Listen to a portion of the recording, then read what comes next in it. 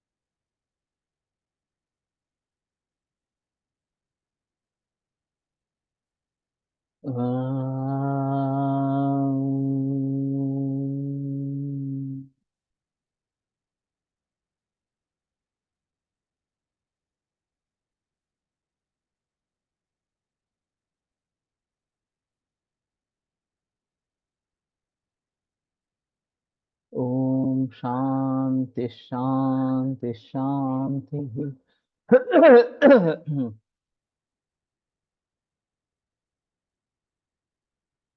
पलाशक्यंशुकः पर्णो यज्ञीयो रक्तपुष्पकः क्षारश्रेष्ठो वातहरो ब्रह्मवृक्षः समिद्वरः पलाशो दीपनो वृक्षः सरोष्णो वर्णगुल्मजित् कषायः कटुकस्तिक्तस्निग्धो गुदजरोगजित् भग्नसन्धानकृद्दोषग्रहण्यर्षः कृमीन् हरेत् तत्पुष्पं स्वादुपाके तु कटुतिक्तं कषायकं मातलं कफपित्तास्र कृच्छ्रचित् ग्राहि शीतलं त्रुड्दाह शमकं वातरक्तः कुष्ठहरं परम् फलं लघूष्णं मेहार्ष कृमिवात कफापहम् विपाके कटुकम रूक्षम कुष्ठम गुल्मोदर प्रणु। तो ये काफी दिलचस्प है। तो क्षार श्रेष्ठ ये पलाश क्षार मिलता भी है वैसे। और खास करके रसायन में पलाश क्षार का प्रयोग आया है। तो क्षार होकर भी रसायन में प्रयोग आया है, इसकी खासियत इस प्रकार की है, तो इसलिए ये अच्छा रहेगा। और फिर भी वृक्ष है, दीपन है, उष्ण सर वर्ण गुल्मजित कषाय तिक्त कटुक, ये तो तीनों वात को बढ़ा देने वाले हैं इस प्रकार से। लेकिन शायद उष्णवीर्य उसका कुछ प्रतिबंधक होगा। गुदज रोगजित, तो अर्श रोग में भग्न संधान कृत, ये भी अच्छी बात है। दोष ग्रहणी अर्श कृमिन हरे। तो इसकी छाल या पत्तों का प्रयोग हो सकता है। पत्ते तो आसानी से मिलने चाहिए। तत्पुष्पम स्वादु पाके तो कटु तिक्तं कषायकम। तो पुष्प के भी गुण अलग है। तो मधुर रस और कटु विपाक, तिक्त कषाय ये भी रस है। वातलम कफ पित्तास्त्र कृच्छ्रजित ग्राही शीतलम। कफ पित्त रक्त मूत्र कृच्छ और ग्राही शीतल, इनको जीतने वाला और ग्राही शीतल है। त्रुदाह शमकम वात रक्त कुष्ठ हरम परम। तो वात रक्त और कुष्ठ इन दोनों का श्रेष्ठ नाश करने वाला इस प्रकार का है त्रुदाह शमकम। तो पलाश पुष्प भी मिलते हैं सूखे हुए, इस प्रकार सुखाए हुए। तो वो भी एक देख सकते हैं। फल लघु फलम लघुष्णम मेहार्ष कृमि वात कफापहम। मेह अर्ष कृमि वात कफ विपाके कटुकम रूक्षम कुष्ठं गुल्मोदर प्रण। से कुष्ठ गुल्म उदर इन सभी में प्रयोग में लाया जा सकता है। पलाशः किंशुकः पर्णः याज्ञिकः यत्पुष्पकः क्षारः श्रेष्ठश्च। तो यज्ञ में इसकी संविधाएं काफी मात्रा में प्रयोग में लाई जाती है, इसलिए इसको याज्ञी कहा, ये भी बात कही गई है। और ये छोटी छोटी टहनियां मिलती है, जिसके बारे में हम थोड़ा सोच सकते हैं। तस्य च पुष्पाणि रक्तानि तस्य पुष्पाणि बीजानि मूलत्वच्च औषध क्रियासु उपयुक्तानि भवन्ति। आवाज इतनी है। और इतनी है, बाकी सभी को आ रहा है ना आवाज, आ रही है आ, आवाज। आ रहा है इसे। आता है आता है। तो रिजॉइन रिजॉइन करो।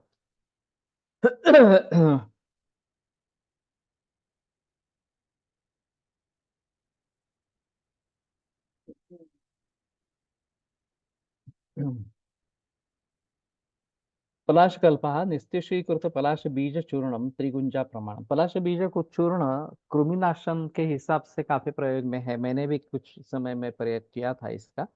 पलाश पुष्पाणाम फांटः कर्ष प्रमाण मूलत्व कषाय अर्धकर्ष प्रमाण पलाश क्षारा पंचगुंजा प्रमाण पलाश निर्यासा पंचगुंजा प्रमाण। पलाशो दीपनो वृक्ष स्वरोष्णो वर्णगुल्मजित कषाय कटुक स्निग्ध स्निग्धो गुदज रोगजित भग्न संधान कृत दोष ग्रहण्यर्ष कृमि नरे। गुदज रोग और अर्श ये अलग अलग आए हैं। तो शायद भगंदर वगैरह में भी प्रयोग कर सकते हैं, ऐसा थोड़ा सा रहेगा।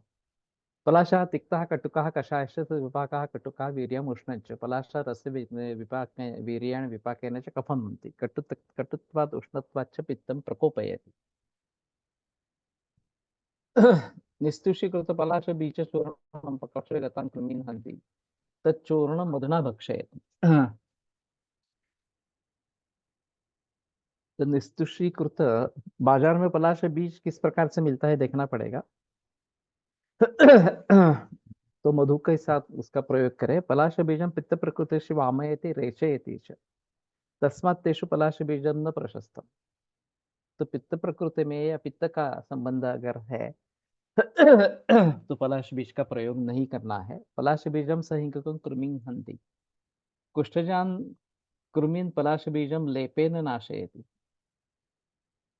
अच्छा, विचर्चिकायां दद्रव गजकर्णे च पलाश बीज लेपः निम्बुरसेन प्रशस्तः। निम्बुरसेन थोड़ा अजीब है। गुल्मेषु नष्टे पुष्पे च पलाशक्षारः रक्तगुल्मे नष्टे पुष्पे च प्रशस्तः सक्त रक्तगुल्मं भिनत्ति रक्तगुल्मे पलाशक्षार जलन सिद्धं घृतं पिबेत्। अब नष्ट पुष्प ये काफी कॉमन समस्या है पीसीओडी के जरिए। इसमें दो प्रकार दिखाई देते हैं। एक, रज का निर्माण ही कम हो जाता है और 3-4 महीने के बाद 6 महीने के बाद पीरियड्स आते हैं, फिर भी नॉर्मल ब्लीडिंग इतना ही होता है, ज्यादा ब्लीडिंग नहीं होता। तो यहाँ निर्माण ही नहीं रहा, ये या नहीं हो रहा, ये स्पष्ट है। तो ऐसे हालात में ये रस धातु का उपधातु है ऐसा समझकर एक रसपाचक तो देना है।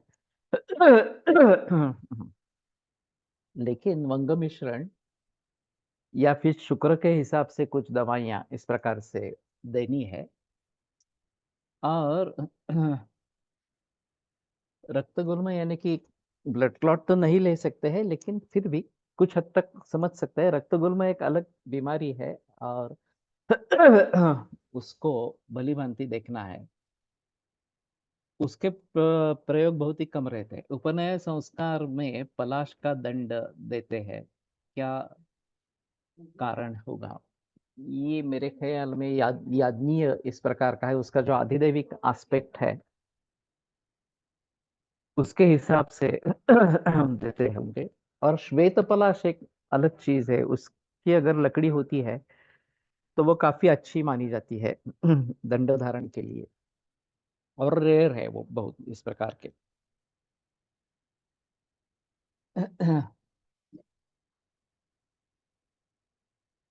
मोलर प्रेगनेंसी बोल सकते हैं, ऐसा है। लेकिन वो वास्तव में प्रेगनेंसी है ही नहीं। इसमें प्रेगनेंसी जैसे लक्षण सभी तो दिखते हैं, लेकिन वास्तव में प्रेगनेंसी नहीं होती है। तो ये रक्तगुल्मे पुराणत्वम सुख साध्यस्य लक्षण मासे व्यतीते दशमे चिकित्सा, इस प्रकार के रक्तगुल्मे के बारे में बताया जाता है। तो वो उस समय में प्रशस्त है। लेकिन नष्ट पुष्प में मैं मानता हूं कि निर्माण नहीं हो रहा, इस प्रकार की स्थिति में शायद ये काम करे नहीं करे, ये अलग बात रहेगी। लेकिन जिसमें निर्माण होता है लेकिन ऑब्स्ट्रक्शन के जरिए बाहर नहीं निकलता, और जब 3-4 महीने के बाद पीरियड्स आते हैं तो बहुत हेवी ब्लीडिंग होता है। तो यहाँ ऑब्स्ट्रक्शन है और उसके जरिए रजन निर्माण हो रहा है लेकिन बाहर नहीं निकल रहा। तो स्रोतोरोध दूर करने वाली दवाइयाँ जैसे कि मंजिष्ठा वगैरह इस प्रकार के, सारिबा मंजिष्ठा या बस्ती देना, ये अवरोध दूर करने के लिए अच्छा इस प्रकार का है। उसमें शायद पलाश अच्छा काम करेगा, क्योंकि रक्तगुल्म में संचय अवस्था है और बाहर नहीं निकल रहा इस प्रकार से। पुराणत्व जब आ जाता है, 10 महीने हो जाते हैं, तो रक्तगुल्म के भेदन के लिए पलाश इस प्रकार का देना है। तो वही सिलसिला पीसीओडी में भी हम सोच सकते हैं कि अगर निर्माण हो रहा है लेकिन बाहर नहीं निकल रहा, तो शायद पलाश का उपयोग अच्छा रहेगा। वैसे इसमें उष्ण तीक्ष्ण इस प्रकार के द्रव्यों का प्रयोग होता रहता है, त्रिकटु खास करके, और उसके साथ कृष्ण बोल जो कुमारी से बनता है, वो रजस्राव ज्यादा बढ़ाने के लिए दे सकते हैं। अगर स्कैंटीमेंसेस है या ये इसमें संचय हो गया है और बाहर नहीं निकल रहा है, तो अवरोध को दूर करके भी ये काम करता है। तो पलाशक क्षारहा इन्होंने यहाँ पे बताया है। तो क्षार का इस प्रकार से तो मैंने प्रयोग नहीं किया है, पलाशक क्षार का, खास करके नष्ट पुष्प में इस प्रकार से। नष्ट पुष्प में जमदग्नि सर, क्षीरबला,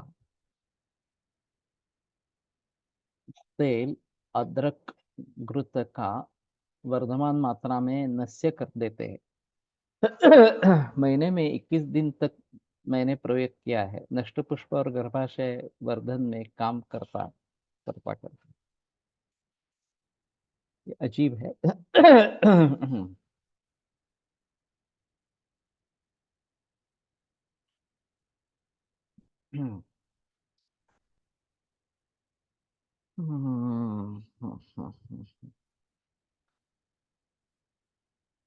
इसको थोड़ा देखना पड़ेगा। अरे 21 दिन कहाँ से आए ये? शायद एलोपैथी में जैसे 21 दिन के हार्मोन्स देते हैं और फिर विड्रॉल ब्लीडिंग होता है, इस जैसा थोड़ा सा रहेगा। May be stimulating HBO axis. हाँ, ये एक बड़ी समस्या है। ये एक इस प्रकार से नस्य का एक अहम रोल गर्भाशय संबद्ध हार्मोन्स में है। इसमें कोई ये नहीं है।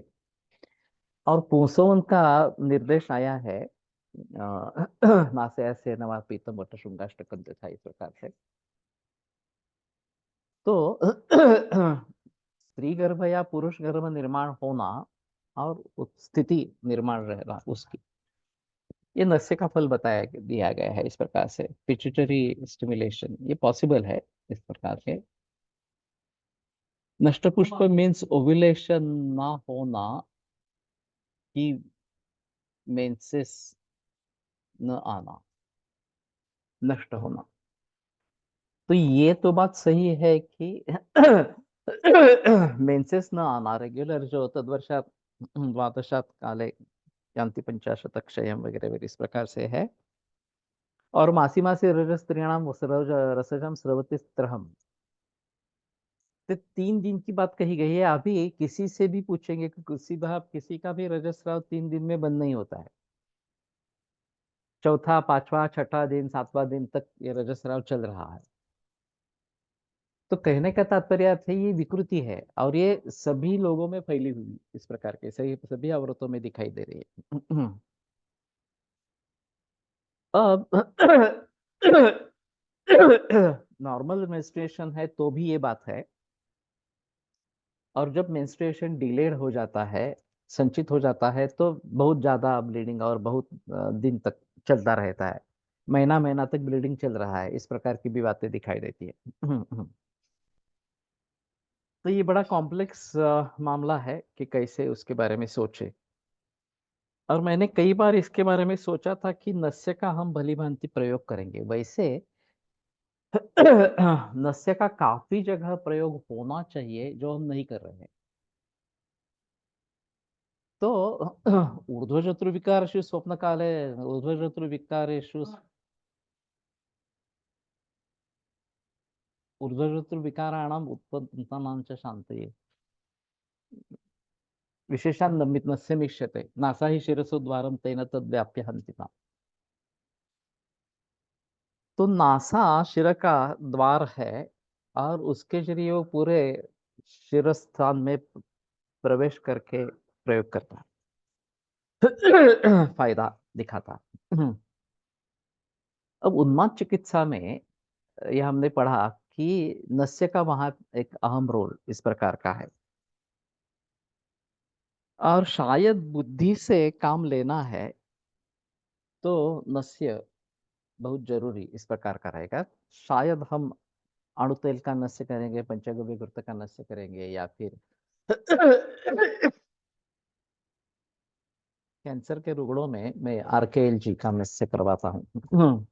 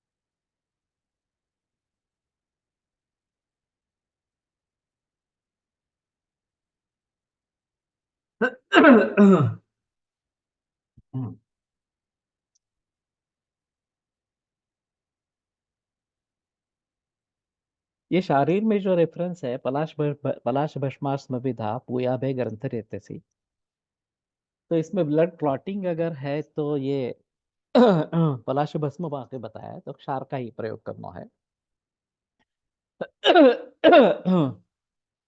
तो ये भी अच्छी बात हो सकती है, लेकिन बहुत स्त्रियों में, लड़कियों में 1.5 या 2 महीने तक, 2 दिन तक ही रजस्राव होता है। ये भी विकृति है ना, ये भी विकृति है, उसमें भी संदेह नहीं है। तो कम होना ज्यादा होना ये दोनों विकृतियां इस प्रकार की है। और नस्य का विविध प्रकार से उपयोग हम कर नहीं रहे, ये वास्तव है। बागेवाडीकर सर की शिष्या शकुंतला देशपांडे सोलापुर में प्रैक्टिस करती थी, और वो नस्य पर काफी जोर देती थी। एक तो स्त्री वैद्य होने के कारण उसके पास ये औरतें ही ज्यादा होती थी, ये एक बात। और वो सभी रोगियों में नस्य देती थी, इस प्रकार का था। अभी उसकी कोई किताब वगैरह तो नहीं है। और उनके शिष्य परिवार में मुझे तो मालूम नहीं है कि कोई इस प्रकार से कर रहा है, इस प्रकार से।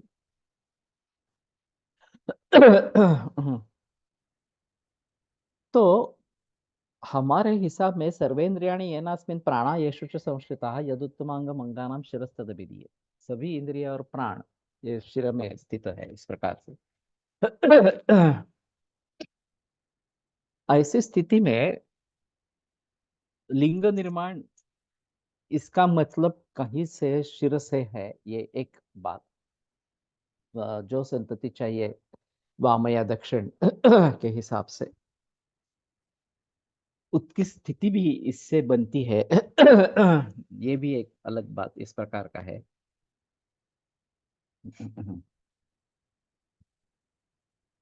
In menorrhagia, when no treatment worked, Nasya with Anutaila 5 ml each nostrils was given and it was relieved completely. तो यह अच्छी बात है। गौतम सर एक कुछ अलग नस्य प्रयोग करते थे अभी। पक्का याद नहीं है, सुदर्शन बच्चाओं को मालूम होगा।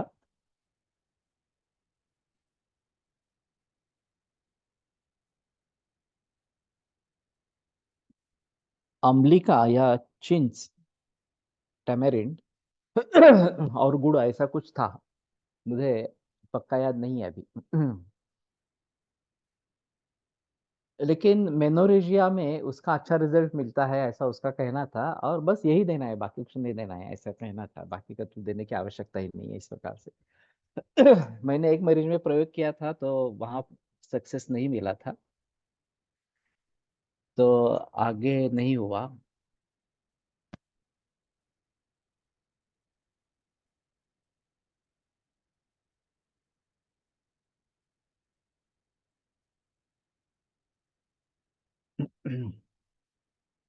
किताब है वैद्य देशपांडे है।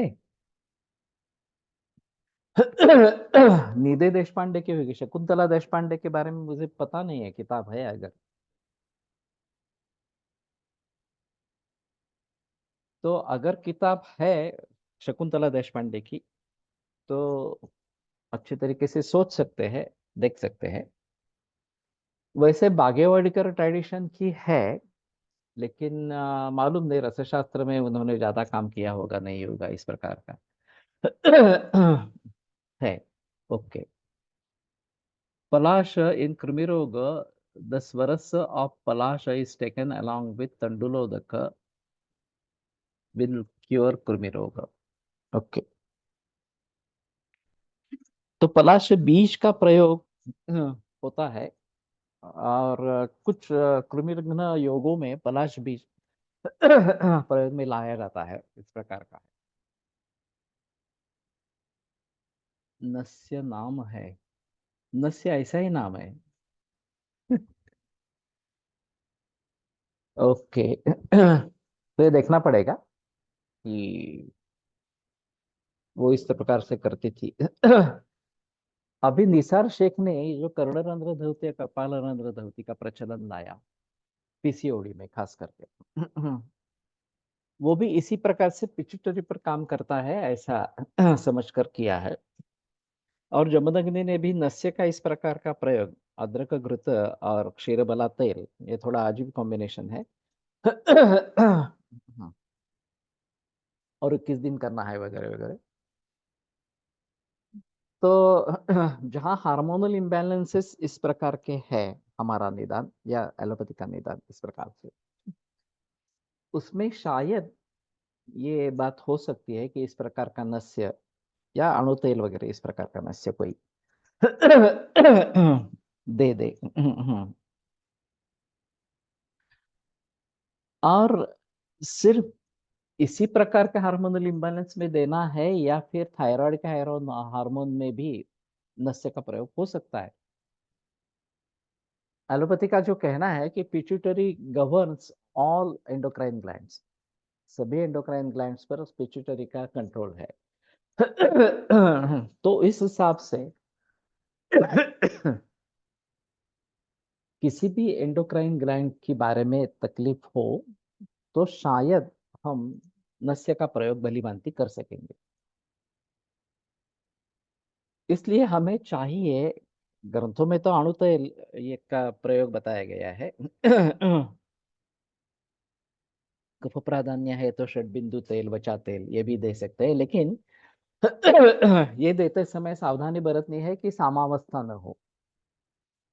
प्रतिष्ठा में पीनस में अगर ये नस्य देते हैं तो सामावस्था में नस्य कभी नहीं देना है, ये बात स्पष्ट है। निरामावस्था में नस्य जरूर दे सकते हैं। जब चीखने पर कफ निकलता है तभी नस्य देना है, चीखने पर भी कफ निकलता नहीं है तो नस्य नहीं देना है। इस प्रकार के अदरक अगरुत और क्षीरबला का कॉम्बिनेशन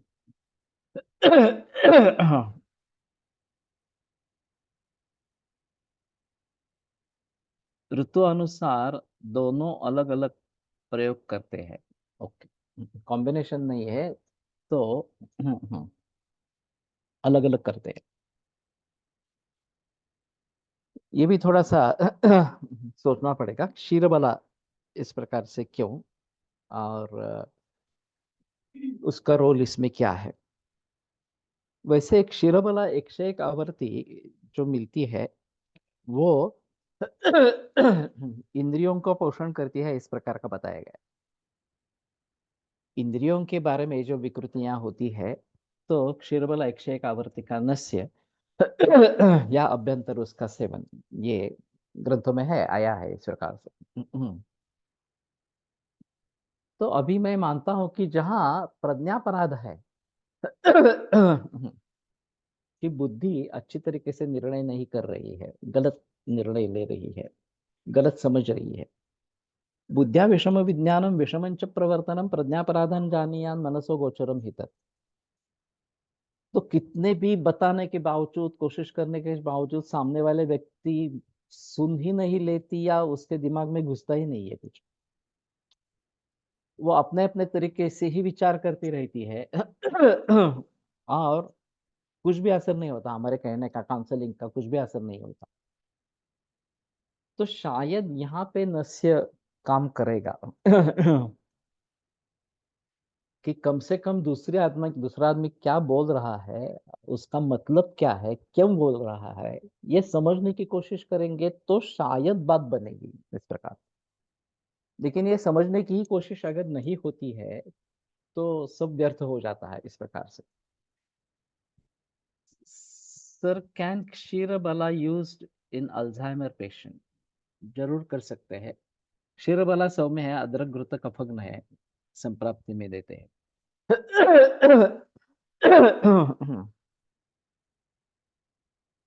तो मैं मान रहा हूं कि मस्तक पर काम करने के लिए, वैसे ब्रेन ट्यूमर्स के मेरे पास काफी मरीज है, मैलिग्नेंट है, नॉन मैलिग्नेंट है, दोनों तरीके से,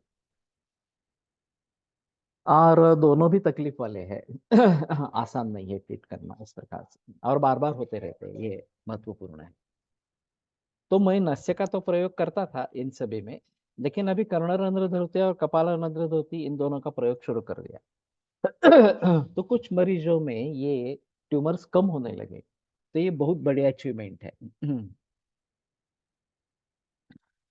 तो मुझे लगता है कि नस्य की जितनी व्याप्ति है, ये शायद शकुंतला देशपांडे की किताब अगर उपलब्ध है और नस्य नाम से ही है, तो भली भांति देखने की कोशिश करें और प्रैक्टिस में लाने की कोशिश करें।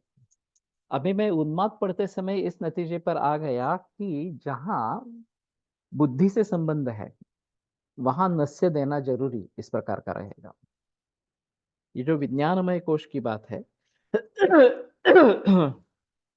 कि ज्ञान नहीं होता इस प्रकार से, और ज्ञान लेने की चेष्टा भी नहीं होती, ज्ञान समझने की चेष्टा भी नहीं होती, कोशिश भी नहीं होती, वहां शायद नस्य काम करेगा। और भावनाओं से जहां संबंध है वहां हृदय से संबंध कुछ करेंगे, हृदयावरण, हृदय पर पिच्चू रखना वगैरह वगैरह, इस प्रकार की बातें हो सकती है। या फिर फ्लावर रेमेडीज जैसी बात हो सकती है कि जहां भावनाओं से संबंध है, इस प्रकार का है। अभी पुष्प वर्ग तो हमने पढ़ लिया, लेकिन उसमें से ऐसा कुछ नहीं मिला कि जो हम आयुर्वेद के तरीके से कुछ फ्लावर रेमेडीज, पुष्पौषधि के बारे में सोचे। फिर भी ये सिलसिला चलता रहेगा। ऐसे ही कपालभाति के साथ आयुर्वेद चिकित्सा से यूटेराइन फाइब्रॉइड भी कम होते हैं। जॉइंट अप्रोच जरूरी। ये तो मैंने पहली बार सुना कि यूटेराइन फाइब्रॉइड के लिए कपालभाति का प्रयोग होता है।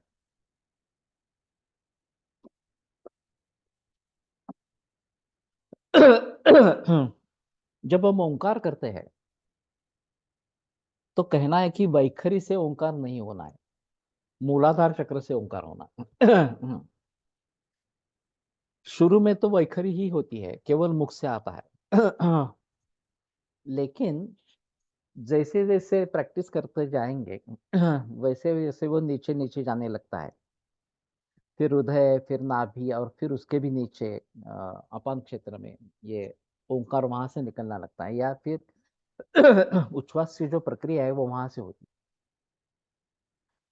ये मैंने महसूस किया है, 1 डेढ़ बरस में मेरा ओंकार वैखरी से लेकर मूलाधार चक्र से आना शुरू हो गया। अभी तो मेरा ओंकार मूलाधार चक्र से ही आता है। तो ये अच्छी बात इस प्रकार की है। और मैं किस तरीके से इसमें घुस गया।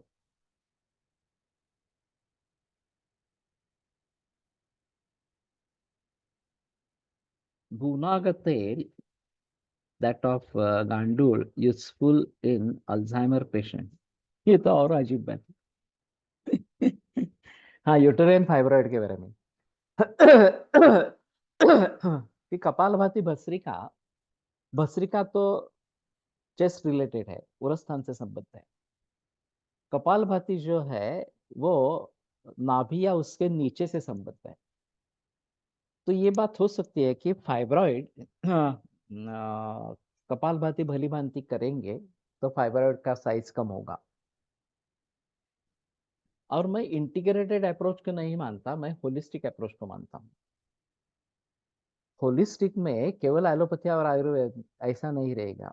जितने भी शास्त्र हमें मालूम है, चाहे ज्योतिष का भी कुछ हो, योग का हो, और कुछ हो इस प्रकार, उन सभी को ध्यान में लेते हुए चिकित्सा करनी है। और उसमें एक थोड़ा सा हिस्सा एलोपैथी से आ सकता है, जो इंटीग्रेशन के जरिए हम सोच सकते हैं।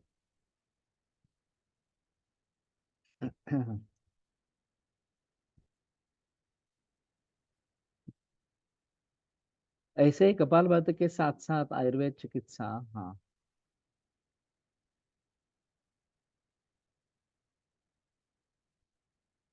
पुष्प के जूस से तेल सिद्ध करके प्रसादन तेल नाम से जमदग्नि मात्रा बस्ती यूज करते हैं।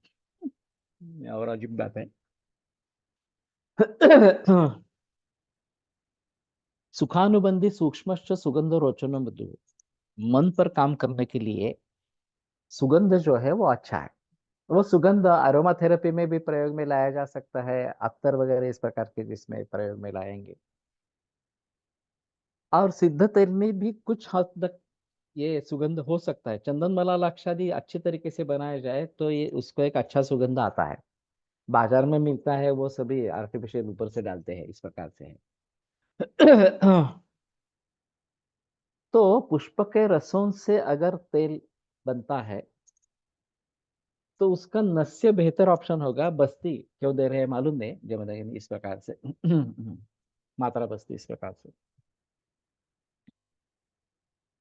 और अत्तर में भी इस प्रकार का है कि तेल माध्यम से अत्तर बनते हैं। ये काफी सस्ते हैं।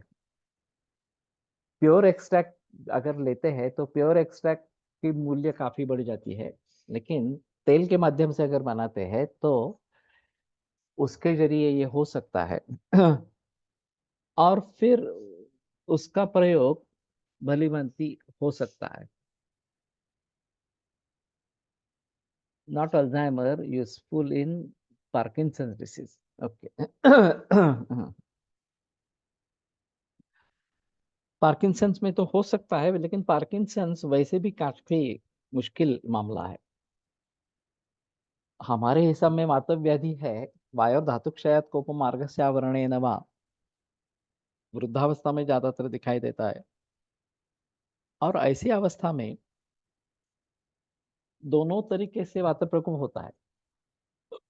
इनको कॉन्स्टिपेशन की भी शिकायत रहती है अल्जाइमर में या पार्किंसंस में। और स्तंभ होना और बहुत ज्यादा हलचल होना, ये दोनों प्रकार दिखते हैं। कि ट्रेमर्स जो है इनवॉलंटरी तरीके से काफी हद तक टिके रहते हैं, और फिर उससे श्वेत पसीना पसीना भी हो जाता है, श्रम हो जाता है और दौर्बल्य आ जाता है। और दूसरी जगह एकदम जकड़न हो जाती है, जकड़न हो जाती है। खड़े हैं तो वैसे ही खड़े रहेंगे, पाय उठा नहीं पाएंगे, बोल नहीं पाएंगे, वगैरह वगैरह इस प्रकार से। तो ये दोनों चल गुण और स्थिर गुण वास्तव में वायु का नहीं है। लेकिन स्तंभ इस प्रकार का लक्षण ये पार्किंसंस में दिखता है। तो चिकित्सा जो होनी है, इन सभी बातों को ध्यान में रखते हुए चिकित्सा होनी है। तो ऑब्स्ट्रक्शन को भी दूर करना है और धातु क्षय को भी दूर करना है। ये काफी दिक्कत वाला मामला है, दोनों चिकित्साएं एक साथ में दे पाना इस प्रकार के। अनुपान अलग, काल अलग, इस प्रकार से कुछ करते हैं। मैंने बंधन अत्तर का चिकित्सा में, चंदन अत्तर का चिकित्सा में प्रयोग शुरू कर दिया है, लेकिन अत्तर की गुणवत्ता पर सवाल है। ओरिजिनल अत्तर कहाँ से मिल सकता है? ये एवी केड़कर करके कंपनी है जिनके ओरिजिनल अत्तर आते हैं। ये बेंगलोर में है स्थित इस प्रकार से।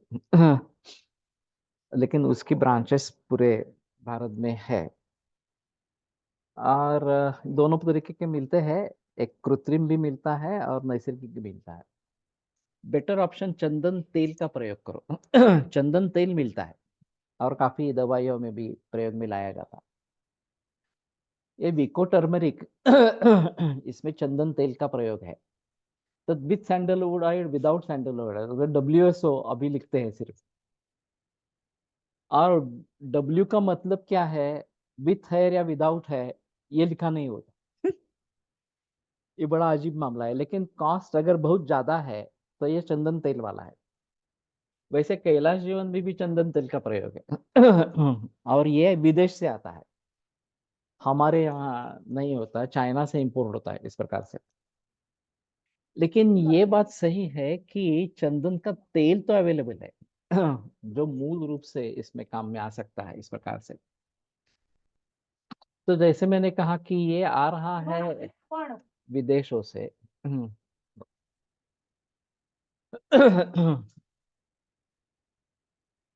और हमारे यहाँ चंदन पेड़ तोड़ना अपराध माना जाता है, और चंदन चोर सभी जगह है। और वो अपक्व अवस्था में उसको तोड़ देते हैं, पता नहीं चलता, वो देखते रहते हैं इस प्रकार से। कोई कंपनी हो ओरिजिनल चंदन तेल बनाती है। मुझे तो मालूम नहीं है। गूगल सर्च करो। अभी सभी का उपाय गूगल इस प्रकार का रहेगा। वेदर सर से बात करेंगे तो शायद चंदन तेल कहाँ से आता है, उनका तेल कहाँ से आता है, इसके बारे में थोड़ा पता चलेगा। लेकिन इस प्रकार से बाकी कुछ प्रकार तेल आते हैं क्या ओरिजिनल फॉर्म में, ये थोड़ा देखना पड़ेगा। गुलाब पुष्प का अर्क सही तरीके से निकाला गया, ये हम भी कर सकते हैं वास्तव में। और फिर उसका भलीभांति प्रयोग हो सकता है। और वैसे ही बाकी जो इस प्रकार के रहेंगे, ऊर्जा Jain products good, Urjita Jain products good. हाँ, ये नाम मैंने भी सुना है ऊर्जिता जैन का। उसमें नेचुरल और सिंथेटिक दोनों आते हैं क्या, ये थोड़ा देखना पड़ेगा।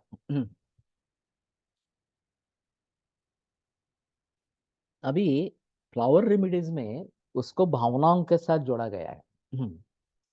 कि स्ट्रेस है, एंजाइटी है, डिप्रेशन है, शोक है, भय है, तो किसमें किसका प्रयोग करना है, ये फ्लावर रेमेडीज में बताते हैं। और वो पाश्चात्य पुष्प है। लेकिन मैंने इसी में सुना था, हमारी कोर्स में सुना था कि मैसूर सैंडल कंपनी गुड। तो मैसूर में गवर्नमेंट शॉप में चंदन तेल मिलता है, ये एक अलग बात है। और गवर्नमेंट शॉप में मिलता है इस प्रकार से। लेकिन मैंने सुना कि बाहर अन्य शॉपों में भी वो मिलता है और गवर्नमेंट से काफी सस्ता है इस प्रकार से। तो शायद इन सभी बातों को ध्यान में रखे। और कम से कम चंदन तक का प्रयोग तो कर सकते हैं। लेकिन इसमें ऐसा है, जिसको जो गंध प्रिय है वो उसके लिए फायदेमंद होगा। सभी के लिए चंदन ही देना है इस प्रकार की बात नहीं है। और अभी ये विटामिन D3 की डिफिशियंसी, ऑस्टियोपोरोसिस, इसमें सुगंध को सूंघना, ये चिकित्सा के रूप में प्रयोग किया जा सकता है। तो वैसे भी हमें मन प्रसाद के लिए ये अच्छी चीज रहेगी।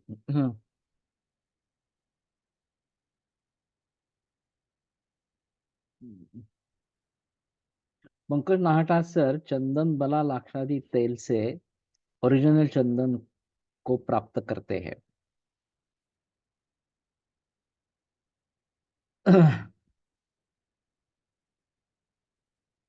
एक बार पूछ लेंगे, हम उसके घर पे गए थे, ये नाहटा राजस्थान में है। और रसशास्त्र का है वो। लेकिन फिर भी क्वालिटी बहुत अच्छी है उनकी औषधियों की। ग्रीष्म में चंदन या गुलाब अत्तर, और शीत में काल में कस्तूरी अत्तर प्रयोग कर सकते हैं। कस्तूरी का अत्तर कहाँ मिलता है? अगरू के बारे में ग्रंथ में वर्णन आया है, उष्णवीर्य है, सुगंधी है। लेकिन अभी जो अगरू मिलता है उसमें कुछ सुगंध नहीं है, स्मेल ही नहीं है उसमें। कुछ मित्र वैद्य ने प्रयोग किया है। नहीं सर, पुण्यातच अ, राहतात नाहटा सर। ए फार्मस भी देखकर आए हैं। तो उनकी दवाइयाँ कहाँ मिलती है? शायद इसमें या GSVC में शेयर करो कि नाहटा।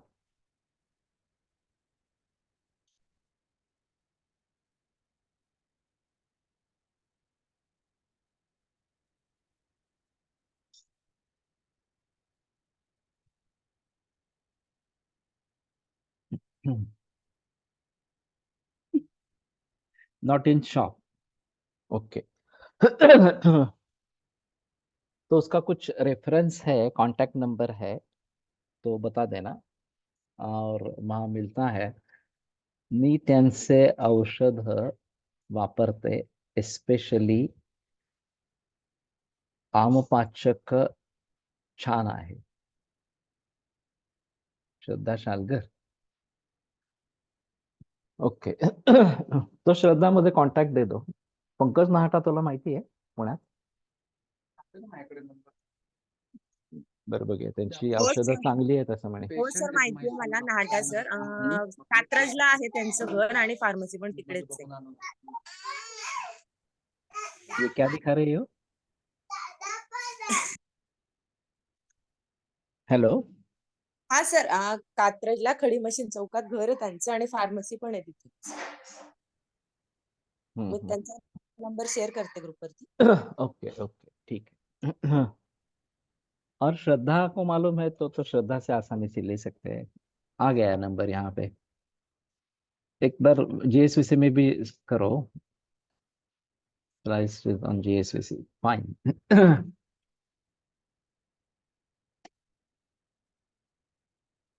तो कहने का मतलब ये है.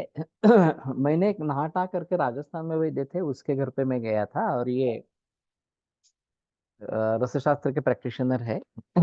लेकिन उसने आगे कुछ दिलचस्पी नहीं दिखाई. मैंने उसको कहा था ये सुबह का लेक्चर ज्वाइन करने के लिए. तो फिर आगे कुछ हुआ नहीं उसके बारे में. मंगेश ठमके अपने ग्रुप में है, उसकी दवाई भी अच्छी है.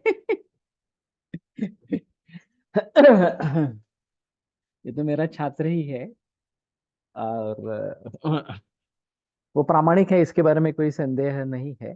तो मैं भी उसकी दवाइयाँ का प्रयोग करता हूँ, लेकिन सभी दवाइयाँ नहीं हो रही, ये अलग अलग बात है. तो मैं सोचता हूँ कि अच्छी दवाइयाँ होना ये एक अहम मुद्दा है. कस्तूरी अत्तर का फोटो ऊपर भेजा है. अजीब है. तो ठीक है. तो मुझे लगता है कि नासा ही शिरसोद्वारम, ये जो बात कही गई है, उसका भलीभांति प्रयोग नहीं हो रहा, उसका उपयोग नहीं किया जा रहा. हम वमन करवाते हैं, विरेचन करते हैं, बस्ती करवाते हैं, रक्तमोक्षण करवाते हैं, लेकिन नस्य नहीं होता. या फिर नासा का इस दृष्टि से उपयोग नहीं किया जाता. तो बेटर ऑप्शन है मंगेशकर सर का नंबर. किसी के पास है तो डाल दे, नहीं तो मैं बता सकता हूँ, जीएसवीसी में डाल सकेंगे, उस पे पर बल बंदी नहीं है.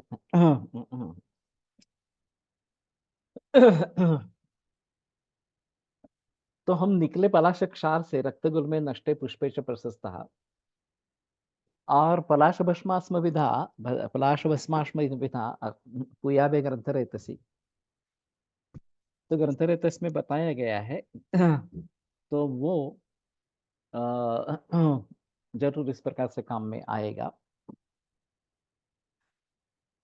और पराश क्षार रसायन चिकित्सा में भी आया है, तो ये एक अहम मुद्दा इस प्रकार का रहेगा. ठीक है, ये नंबर भेजा गया है. पलाश निर्यासः पिच्छलत्वात् आमाशय पक्वाशय च उपलेपनं करोति.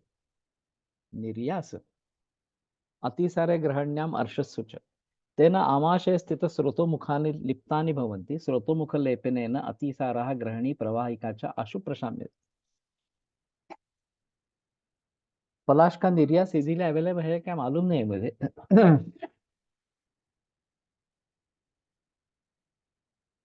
बबुल का निर्यास इजीली अवेलेबल है, और लड्डू वगैरह बनाने में काम में आता है. लेकिन पलाश का निर्यास भी मिलता है. देखना पड़ेगा. ते उपलेपन करता है, और आमाशय स्थित स्रोतोमुखानि लिप्तानि भवन्ति. स्रोतोमुखलेपनेन अतिसारा ग्रहणी प्रवाहिका च आशु प्रशाम्यति. पलाशफलं तु संशयति. मलविशोधनार्थं तु तत् हितम्. व्यत्यासेन शकृद् रक्तः रक्तं यः उपवेश्येत स पलाशफलक्वाथं केवलं पिबेत् अथवा पयसा युक्तं पिबेत्.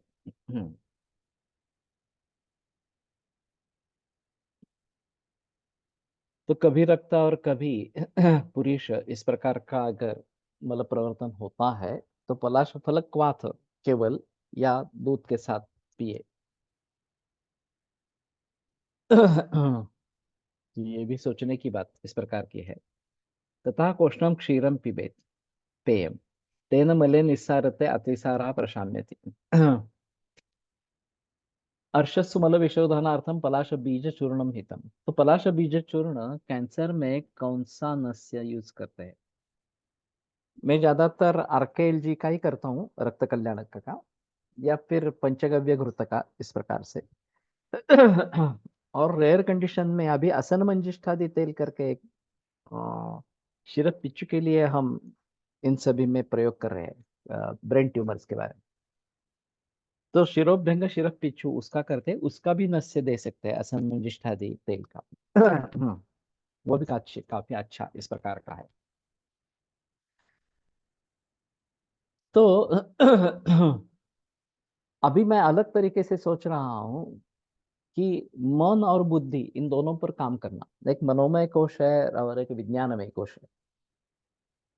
जहां बुद्धि समझ ही नहीं पा रही है कि दूसरी व्यक्ति क्या बोल रही है, किस उद्देश्य से बोल रही है, उसके क्या मतलब लेना है, ये समझ में ही नहीं आता इस प्रकार से।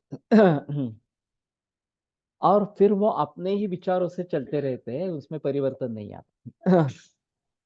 तो ये विज्ञानमय कोश में बिगाड़ है या प्रज्ञापराध है, इस प्रकार का समझकर नस्य या नासा का प्रयोग होना है। तो एक तो नस्य है। दूसरी बात है कपालरंध्र धरती चंद्र कर्णरंध्र धरती, ये एक बात है। तीसरा सूंघना इस प्रकार का है। चिकित्सा क्या बताया सर? रक्त कल्याणक कृतकानस्य पंचगव्य कृतकानस्य असनमंजिष्ठादि तेल का नस्य, ये इस प्रकार के देते हैं रक्त कल्याण। मातादय प्रकुप्यन्ति शिरस्यस्रंच दुष्यति, ये शिरोरोग की संप्राप्ति है। तो सभी शिरोरोगों में रक्त की दृष्टि होती ही है इस प्रकार से। इसलिए रक्त कल्याण का बेटर चॉइस है केवळ महाकल्याण का। हाँ, त्या त्या दोषाची असते, त्या त्या दोषाची असते। तीनों दोषों का प्रकोप होता है और साथ में शिरा भी ऊर्ध्वमागता दोष जो है नेत्र रोग की संप्राप्ति में शिरा उनसे दोष ऊपर आते हैं और शिरा रक्त का वहन करने वाली इस प्रकार की है। तो रक्त दृष्टि होती ही है ऐसा उनका कहना है। तो उसमें इस प्रकार के अत्तर सूंघना ये भी एक चिकित्सा हो सकती है। सुखानुबंधी सूक्ष्मश्च सुगंध रोचन मृदु। लेकिन जैसे गाने में किसी को शास्त्रीय संगीत पसंद है, किसी को सुबह का सरगम संगीत पसंद है, किसी को पॉप म्यूजिक पसंद है, दूसरा कोई संगीत उसको सुनाए तो उसको अच्छा नहीं लगता।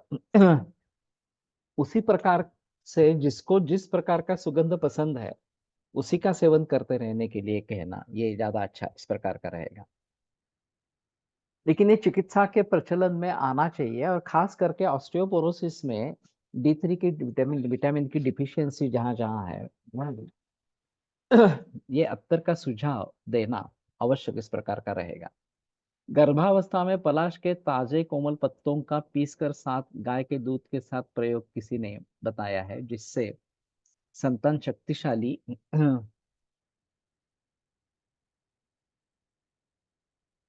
रक्तपाचक आणि महाकल्याणक करतं। या ये रक्त कल्याणक है। हम्म। और गोरी उत्पन्न होती है। माता पिता भले ही काले वर्ण के हो लेकिन बालक गोरा होता है। ऐसा ही योग सारिवा के बारे में आया है। दूसरे महीने से लेकर 9 महीने तक अगर सारिवा सिद्ध दूध लेते हैं तो बच्चा जो है वो गौर वर्ण का हो जाता है, और हमने योग किया है और बहुत अच्छे रिजल्ट्स उसके मिलते हैं, उसमें संदेह की बात नहीं है। तो ये थोड़ा आसान है सारिवा का इस प्रकार का देना।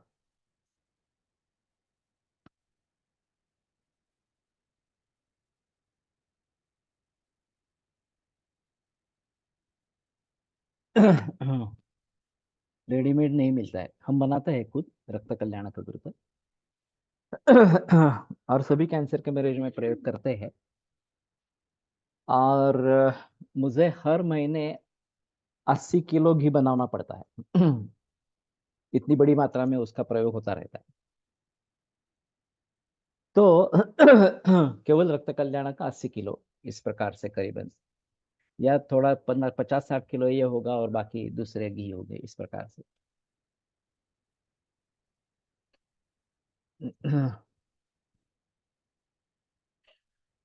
तो कहने का तात्पर्य अर्थ ये है कि नस्य के बारे में हमें जरूर सोचना है, और केवल शिरोगत विकारों में ही नस्य करना है ऐसा नहीं, बाकी विकारों में भी नस्य करना है। और खास करके अभी मैं सोच रहा हूँ विज्ञान में कोश के ऊपर अगर काम करना है, प्रज्ञापराध में काम करना है। उन्माद चिकित्सा में ये आया था नस्य का प्रयोग इस प्रकार से। तो सभी इस प्रकार के प्रज्ञापराधजन्य जो जो भी विकार होंगे उन सभी में नस्य का प्रयोग करवाना ज्यादा बेहतर इस प्रकार का रहेगा। नस्य RKLG का वर्धमान मात्रा में करना है क्या? नहीं, वर्धमान नहीं करते हैं, 4 बिंदु इतना ही करते हैं। सोच सकते हैं वर्धमान मात्रा में करने के लिए इस हिसाब से, या मर्शनस्य का प्रयोग नहीं किया है, प्रतिमर्श किया है। वो भी हम सोच रहे हैं कि मर्शनस्य हमारे प्रैक्टिस में नहीं है अभी। और ज्यादा से ज्यादा हम शिरो रोग में मर्शनस्य के बारे में सोचेंगे, लेकिन बाकी विकारों में मर्शनस्य के बारे में नहीं सोच रहे हैं। तो वो भी एक अहम मुद्दा है कि हमें इसके बारे में भी सोचना है। और मैं जब पंचकोशों को आयुर्वेद और योग से जोड़ूंगा तो इसमें ये बात ज्यादा स्पष्ट इस प्रकार की होगी। इसमें अभी बाइता तो ऐसा गया है कि यो यथा परितुष्यति तन तथैवानुवर्तेत पराराधन पंडिता। इस प्रकार ऑस्टियोपोरोसिस में गंध तेल का नस्य दे सकते क्या? जरूर देख सकते हैं, भीतर भी दे सकते हैं। रक्तपाचक और महाकल्याणक घृत का कॉम्बिनेशन है रक्त कल्याणक इस प्रकार, जो मैं बनाता हूँ और मेरे मरीजों को प्रयोग करता हूँ।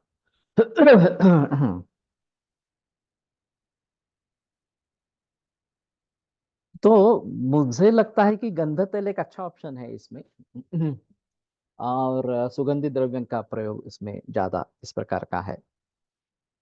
और ये अरोमा थेरेपी जो अभी है उसको भी थोड़ा देखने की कोशिश करेंगे,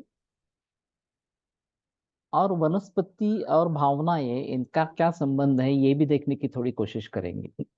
ये थोड़ा सा रिसर्च का मामला है। पलाश का बीज वाला पट्टा वंध्यत्व में यूज करते हैं। पट्टा। ये बीच में कल जो हमने देखा था उसकी माला धारण की जाती है पुत्रंजीव की, गर्भधारणा होने के लिए। वैसे ये थोड़ा सा रहेगा। कर्णरंध्र धवती कशी करायची? वीडियोज है उसके, JSVC में शेयर करेंगे। कर्णरंध्र धवती और कपालरंध्र धवती दोनों को शेयर कर सकते हैं इस प्रकार से। तो अभी मैं, ये मेरे लिए बड़ी दिक्कत वाली समस्या हो गई है, भावनाओं से कैसे करें जिसका संबंध हार्मोन्स वगैरह से है, और विज्ञान में कोश में बिगाड़ है, प्रज्ञापराध है, तो उसको कैसे डील करें। ये दोनों समस्याएं बड़ी समस्याएं हैं।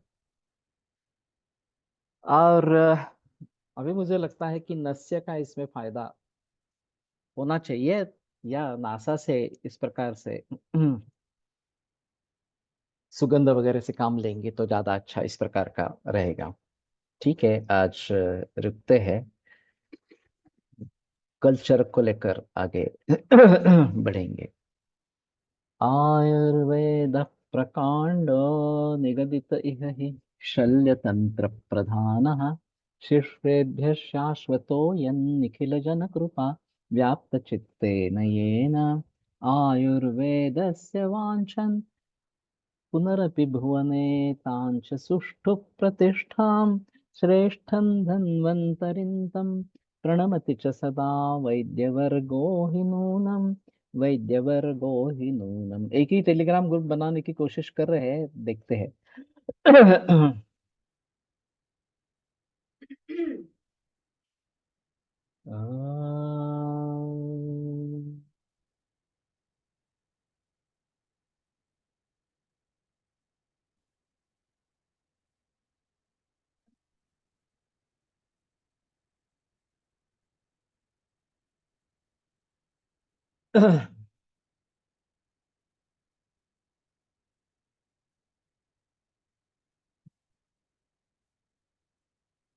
कपालभाति में कपाल का कोई संबंध नहीं रहता, उसमें पेट का व्यायाम होता है। कपाल का मतलब ये भाते जैसा है, इसलिए कपालभाति कहते हैं शायद। जैसे लोहार के यहाँ भाता होता है, उस प्रकार से शायद होता है।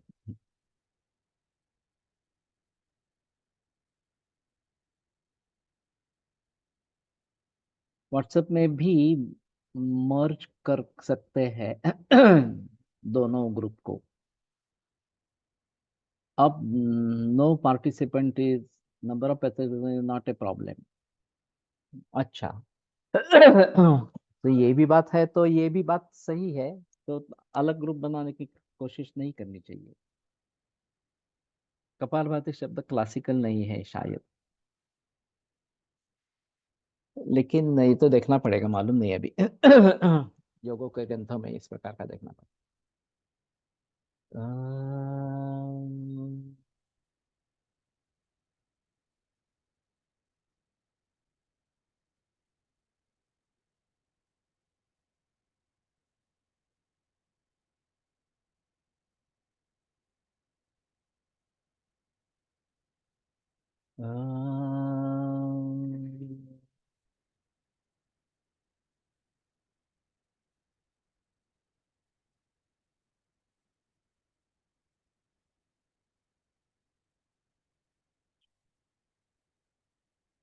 एक बार सुश्रुत को कांटेक्ट करो।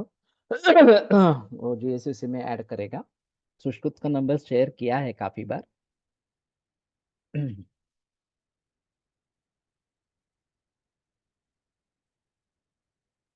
जो नंबर काय रे? हाँ हाँ हाँ। 8287।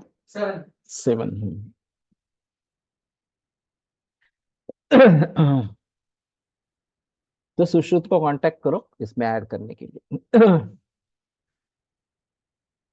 ओम शांति शांति शांति। विरम्यते व्याख्यान व्यापारात्। श्वः पुनरपि मिलिष्यामः।